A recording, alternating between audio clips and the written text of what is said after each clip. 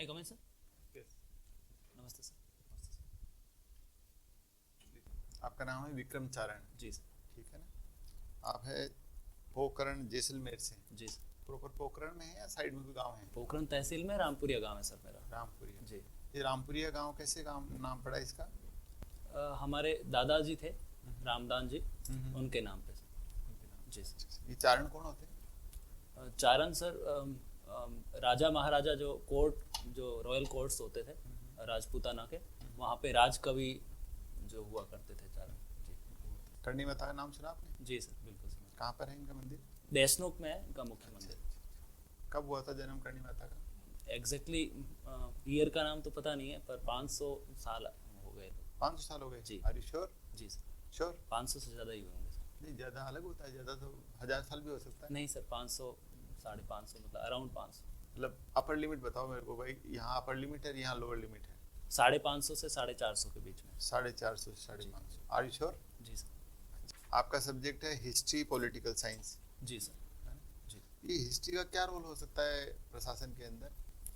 Sir history में कई सारी घटनाएं जो हो चुकी है आज से पहले, मेडाइवल में, एंशिएंट में, उसके बाद में उनके क्या परिणाम देखने को मिले हैं, वही परिणामों की पुनरावृत्ति आज भी हो सकती है। जैसे अंग्रेज यहाँ पे आए तो उन्होंने सबसे पहले जो है वो यहाँ की इतिहास को जानना चाहा, इसलिए उन्होंने सिविल सर्विसेज में इतिहास के विषय को जो है अनिवार्य किया।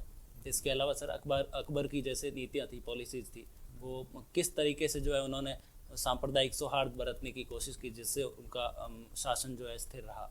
इसके अलावा सर अगर माने तो और भी स्वतंत्रता आंदोलन का इतिहास है सर, उसमें अगर सांप्रदायिकता को अपन ने प्रमोट किया है कहीं न कहीं, तो वो आगे जाके विभाजन का एक परिणाम बनता है या अशांति का या उपद्रव का परिणाम बनता है। आप इतिहास के रहे हैं विद्यार्थी, तो इतिहास का पुनर्लेखन क्या है जो आजकल काफ़ी चर्चा में है? जी सर, इतिहास का किसी घटना और संदर्भ परिस्थिति को देखते हुए उसकी सत्यता उद्घाटित करने के लिए विभिन्न पक्षकार जो है पुनः लेखन करके उसमें सुधार करना चाहते हैं। नहीं, लेकिन अब उसका सुधार कैसे होगा? वो तो घटनाएं घट चुकी हैं। जी सर। ये तो उसको तोड़ना मरोड़ना हो गया।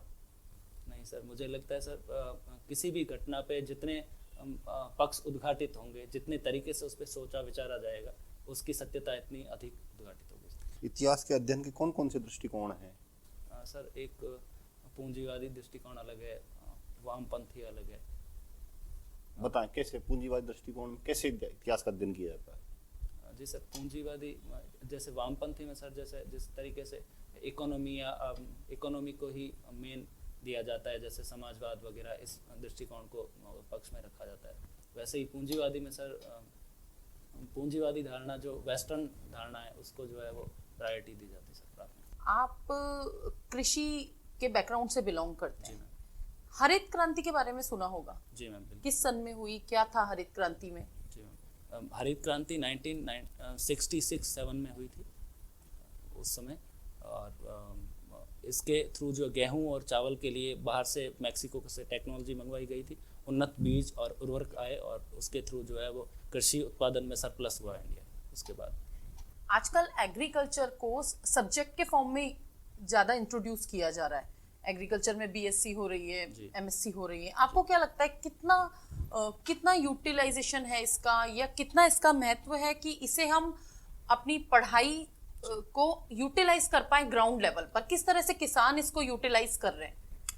जी मैम, कहीं न कहीं कन्वर्सेशन जो माध्यम है वो कहीं न कहीं पूर्ण रूप से उनको पूर्णता प्रदान नहीं हुई है। अदरवाइज मैम ये अगर डिप्लोमा हो इसमें, या विषय के रूप में जो है वो प्रैक्टिकल लैब वगैरह, इसमें अगर ट्रेनिंग दी जाए, प्रशिक्षण दिया जाए, स्टूडेंट्स को ही प्रमोट करके किसानों को ये समझाने के लिए एक बड़ा वर्ग तैयार किया जाए, तो कहीं न कहीं सर वो जागरूक होंगे, अवेयर होंगे किसी कानून को लेके, किसी विषय को लेके, या फिर खेती जो प्रक्रियाएं हैं नवीन, उसके लिए। आप कृषि पृष्ठभूमि से होने के बाद भी आपने हिस्ट्री और political science as a subject choose किया है। आपने क्यों एग्रीकल्चर को प्रायोरिटी नहीं दी, जबकि आपके फादर तो कृषि में हैं, तो उनको भी तो कुछ उसका फायदा मिलता अगर आपने वो सब्जेक्ट लिया होता? जी मैम, आपकी बात बिल्कुल सही है, पर मैं शुरू से ही मुझे यहाँ आना था RAS IAS सिविल्स के लिए, तो शुरू से मेरा वही एम मैंने निर्धारित कर रखा था, तो उसके लिए मैंने प्रयास किया शुरू से ही।